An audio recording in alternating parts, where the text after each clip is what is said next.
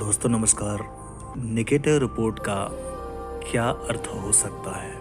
क्या आप बता सकते हैं या इस बात का अंदाज़ा लगा सकते हैं कि नेगेटिव जो रिपोर्ट आती है उसका कितना अंदाज़ा आपके दिमाग में, आपकी अनुभूति में शामिल हो सकता है? मैं आपको बताने वाला हूँ। 10 दिन की जद्दोजहद के बाद एक आदमी अपनी कोरोना नेगेटिव की रिपोर्ट हाथ में लेकर अस्पताल के रिसेप्शन पर खड़ा था।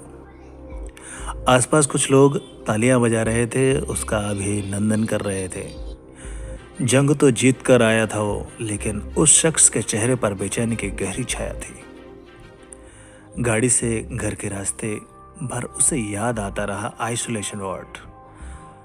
यह आइसोलेशन नामक खतरनाक और असहनीय दौर का वो मंजर जो उसने अपने चारों तरफ दीवारों को और बिल्कुल डॉक्टर्स और नर्स के अपने आसपास पाया। न्यूनतम सुविधाओं का वह छोटा सा कमरा, पर्याप्त उजाला, मनोरंजन के किसी साधन की अनुपलब्धता, कोई बात नहीं करता था और ना ही कोई नज़दीक आता था। खाना भी बस प्लेट में भरकर सरका दिया जाता था। कैसे गुजारे वो 10 दिन, वही जानता होगा जिसने वह गुजारे।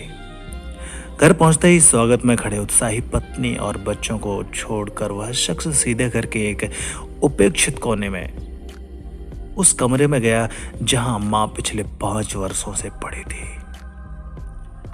मां के पांव से गिरकर वह खूब रोया और उन्हें लेकर बाहर आया। पिता की मृत्यु के बाद पिछले 5 वर्षों से एकांतवास यानी आइसोलेशन भोग रही मां से कहा कि मां, आज मैं आप हम सब एक साथ एक जगह पर ही रहेंगे। माँ को भी बड़ा आश्चर्य लगा कि आखिर बेटे ने उसकी पत्नी के सामने ऐसा कहने की हिम्मत कैसे जुटा ली। इतना बड़ा हृदय परिवर्तन एकाएक कैसे हो गया? माँ ने फिर अपने एकांतवास की सारी परिस्थितियां, जैसे कि उस बेटे ने अपने दिल से यूं ही समझ ली। बोला, अब मुझे एहसास हुआ कि एकांतवास या आइसोलेशन कितना दुखदायी होता है। बेटे की नेगेटिव रिपोर्ट उसकी जिंदगी की पॉजिटिव रिपोर्ट बन गई। आखिर उसने अपनी माँ की स्थिति को समझ लिया। दोस्तों, क्या कितना कुछ खतरनाक और कितना अच्छा बस एक ही लफ्ज में छिपा होता है, एक ही कारण में छिपा होता है। और शायद कितने लोग इस आइसोलेशन के दुख से वास्तव में झेल रहे हैं जिनका ध्यान नाज तक नहीं गया, और वो खुद अपनी माँ बाप ही क्यों ना हो। तो प्यारे दोस्तों, इस कहानी को सुनने के बाद आपको कैसा लग रहा है? और यदि ये कहानी आपके परिवार में कहीं आसपास घटित हो रही है तो इस चीज़ का अनुभव किसे और कब और कैसे होगा?